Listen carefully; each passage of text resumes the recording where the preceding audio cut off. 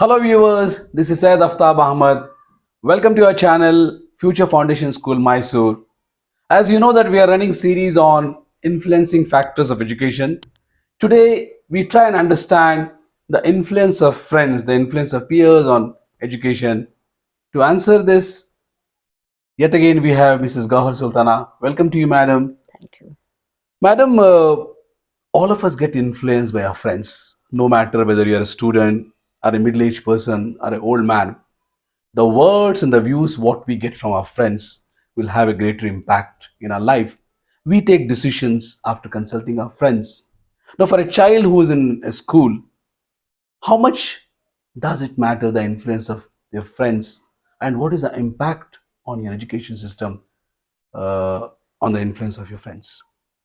Especially when the children are in the age group of, I can say, 12 to 18, the influence of friends is very high.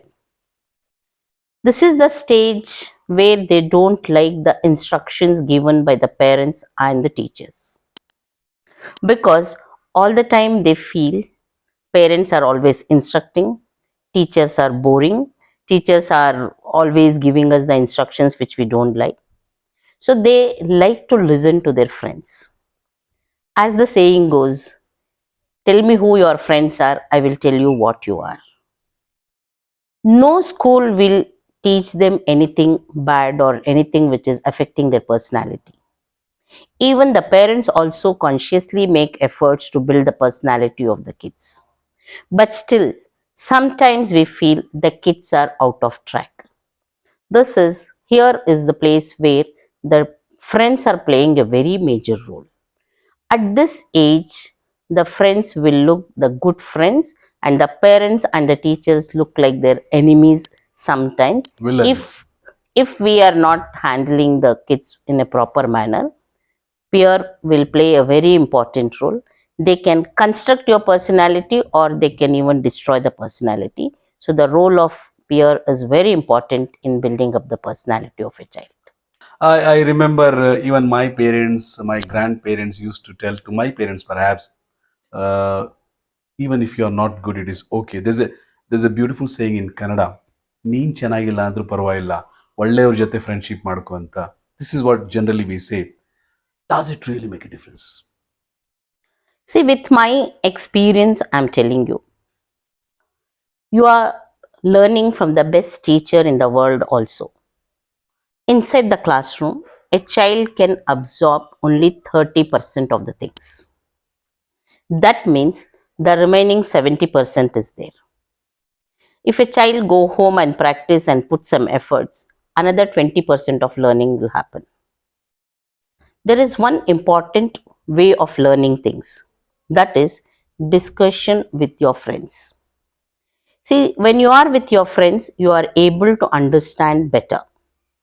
So, the friends around you will definitely help you to learn things.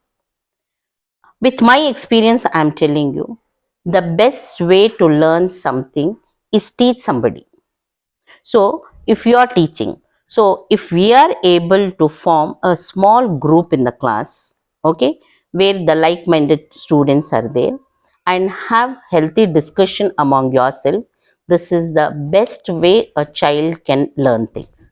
So, discussing with your friends on the topics of your interest. Maybe you are not good at physics, I am very strong at physics. You are good at maths. So if we get along, our doubts can be clarified and a very important discussion can happen, which is a very important tool in the learning process. Madam, I'm a little concerned about one thing. You, as a teacher, as a mentor, how do you keep a track on the negative influence of students? Because negative influence works faster than the positive influence. How do you keep a check on this?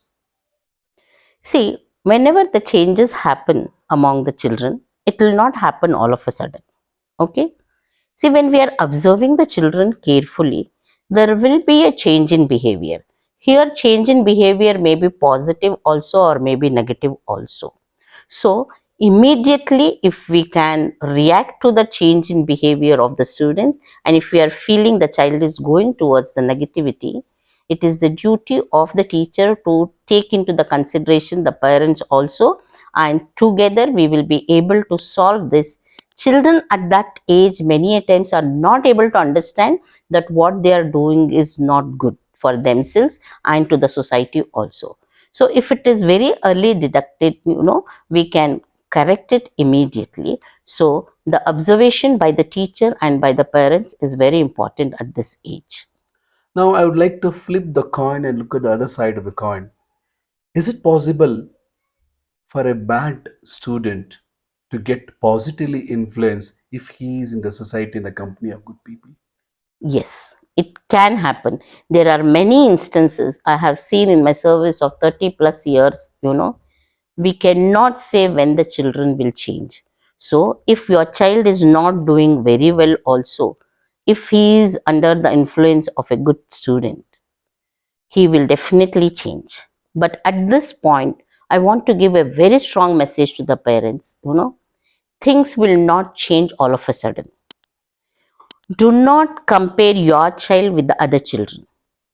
Some XYZ is doing very well, okay, and your child at this point of time is not doing so well. So do not compare your child with that. It'll destroy the self esteem of the child. Many a times it so happen there are two children at home. In front of me the parent are sitting and telling that my first son is not fit for anything, my second child is topper in the class. These kind of words will have a very bad impact on the personality of the kid. So I like to tell the parents, have little patience, help them to develop the right kind of attitude, and this child also will definitely do well under your guidance. So whenever we are in a good company, things will definitely change. I have seen yet another thing among friends. If they are good, if they are close friend, they get influenced by each other. And I've also seen if your friend, your own friend, is a topper of the class, if he's time and again being appreciated by teachers and people around, the other student will get the jealousy. Now, how the jealousy factor negatively influence the child?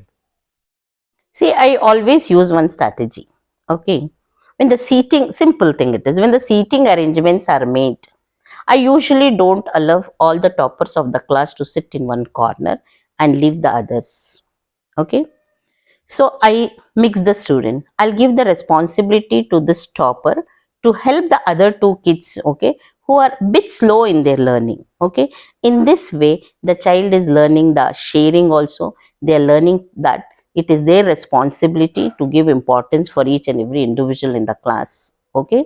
So I make use of the children who are little fast in learning to help the children who are little slow in learning. This process is really working out for me.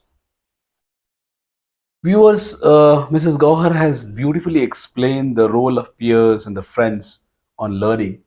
In this, parents will have a major responsibility. Parents have to keep a track on the children, where my son is going, where my daughter is going, with whom they are moving around, who are their friends.